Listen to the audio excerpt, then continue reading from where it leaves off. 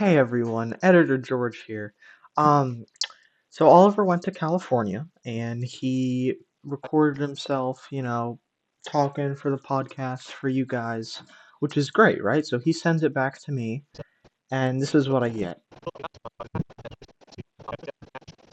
Yeah, so you can see the problem.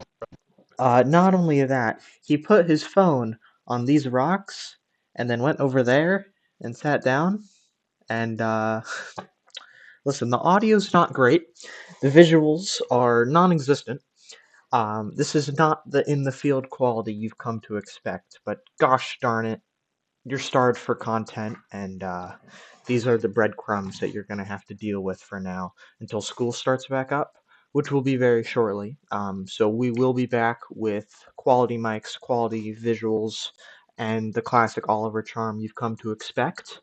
Um, for now, though, it is entirely your prerogative to not suffer through this, but I did want to get this out there for our hardcore field fans, so appreciate that.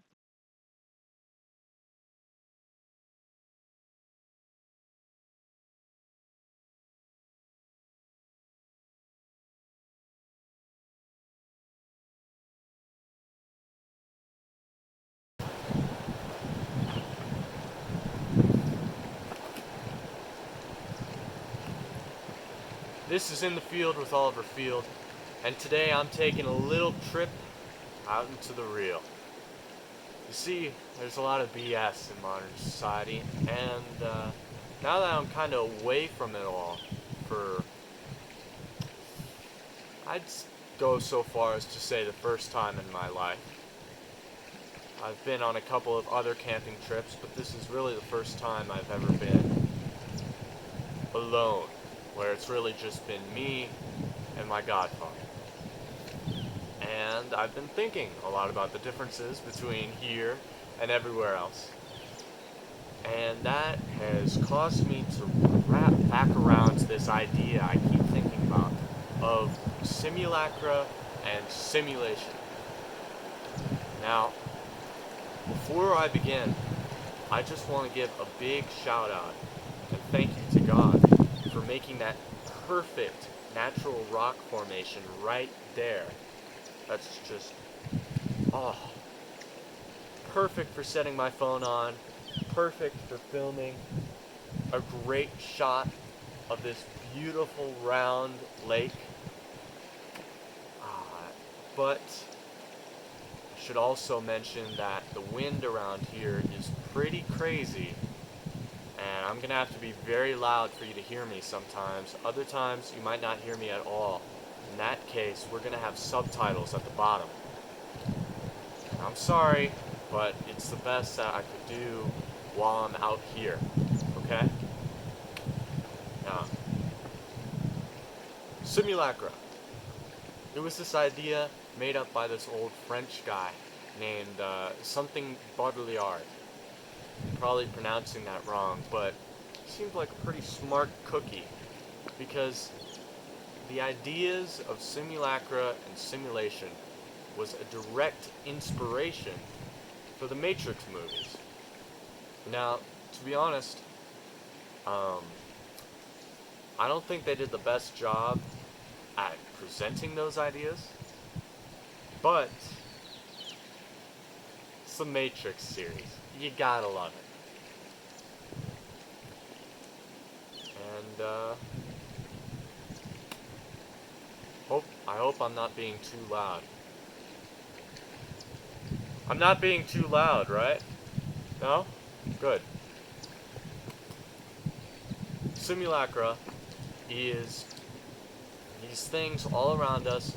They're when we take something, a real life thing, like say this log, and we make a symbol representing it. That's the foundation of it. So for this log, it could be a picture where, yes, the visual aspect of it is perfect, but you can't feel the log, you can't hear me knocking on the log, you can't sit on the log, you can't do anything with the log. So it's not a perfect representation.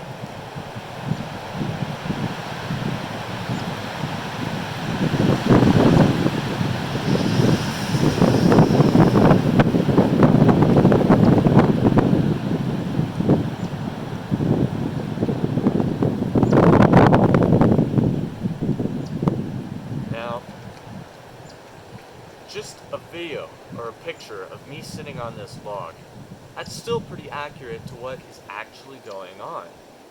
The visual aspect is correct, the audio aspect is correct. Let's say that you just take, oh, I don't know, you get AI to generate some cartoon version of it. Well, all of a sudden, it's making a lot of mistakes. It's completely changing it into a whole different aesthetic from real life to some sort of disgusting Studio Ghibli homunculus.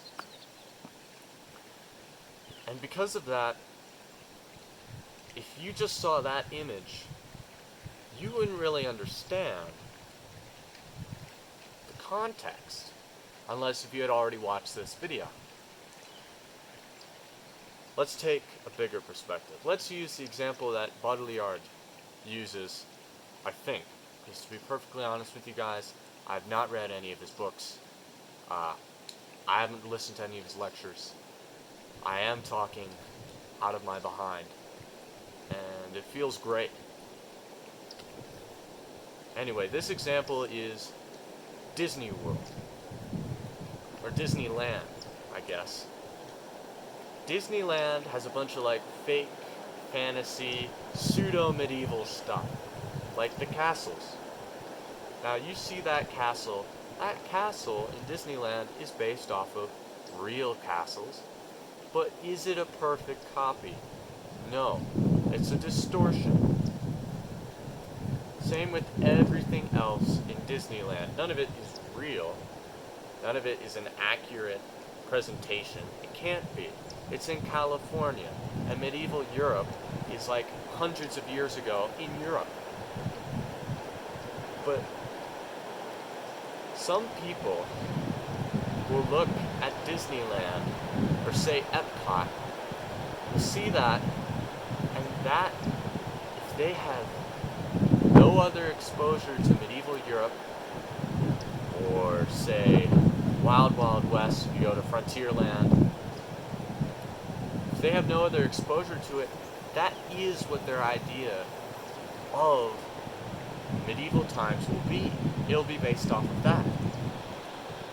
That causes serious problems, you can imagine, because it's bullshit. It's neutered, too. But for a very, very long time, it's like there's an idea of medieval Europe that is directly copying off Disneyland, what Disneyland started.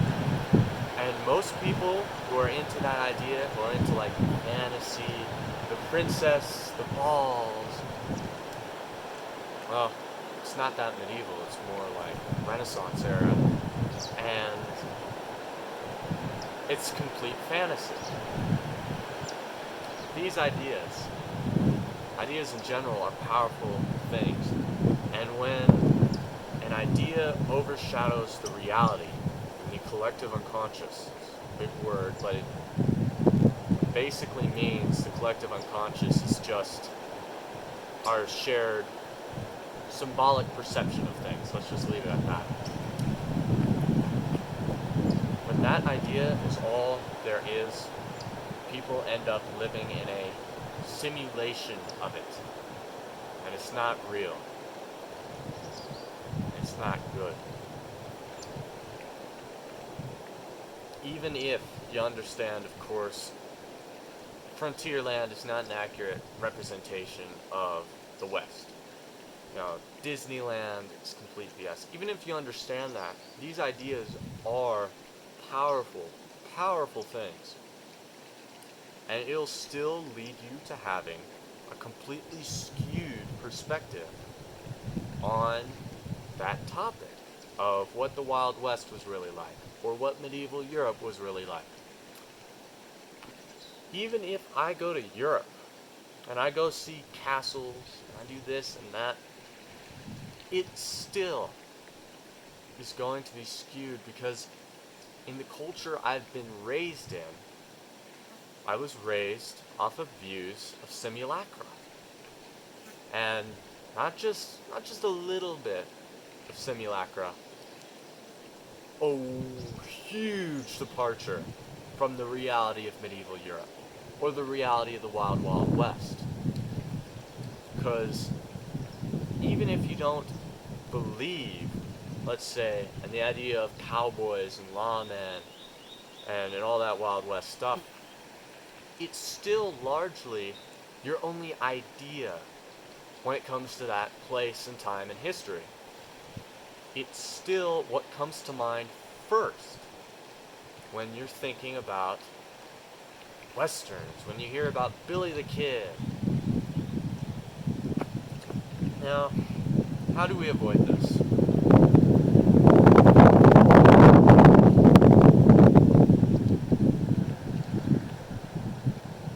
See, unless if you actually go out and see the real thing. And even then, you have to be fully trusting of your senses. If your senses are wrong, you could get a skewed perspective of the real thing, even if you go there. Well, and we could go so far to say that all art, all symbols, all human created things that are meant to represent something else, that are not completely unique, which of course nothing is new under the sun, is simulacra. And that is the main problem with Baudrillard, is that most people agree, yeah, we do live in an environment of simulacra. We do live in a simulation because of our culture, because of just how far divorced all of us are from base reality, especially now. But it's like, what the heck do you want us to do? Are we all supposed to go back and become cavemen? Well, I like to think that there is a middle path, that there is a concession that we can make. And once again, this is coming from a guy who's never read Baudrillard and also has only watched the first Matrix movie. Yeah. Not that the other ones are good, it's just the other ones, it's like, I don't know, they seem interesting. They seem still pretty entertaining. But back to Baudrillard. When it comes to this concession, this compromise, what I think we all have to do is simply accept the fact that what we consider real is not real. That our definition of reality is far more malleable than we expect. Now, I'm not saying that everything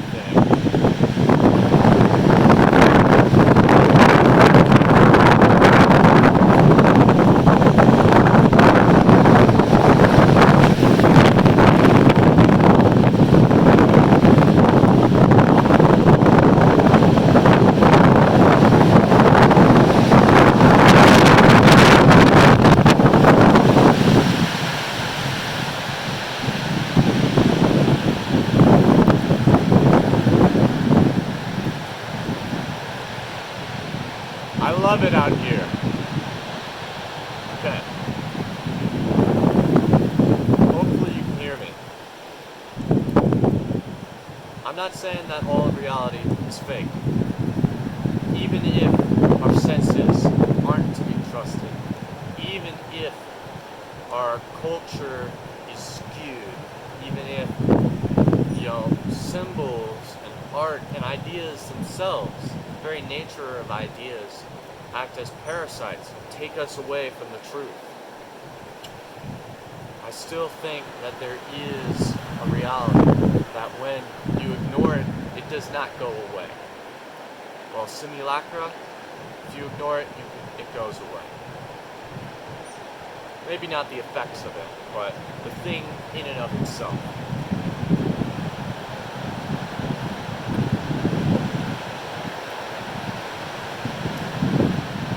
You should see this cliff face. It's something else. I recommend all of you to go on a backpacking trip, just in general. But this is the Sierras. Man,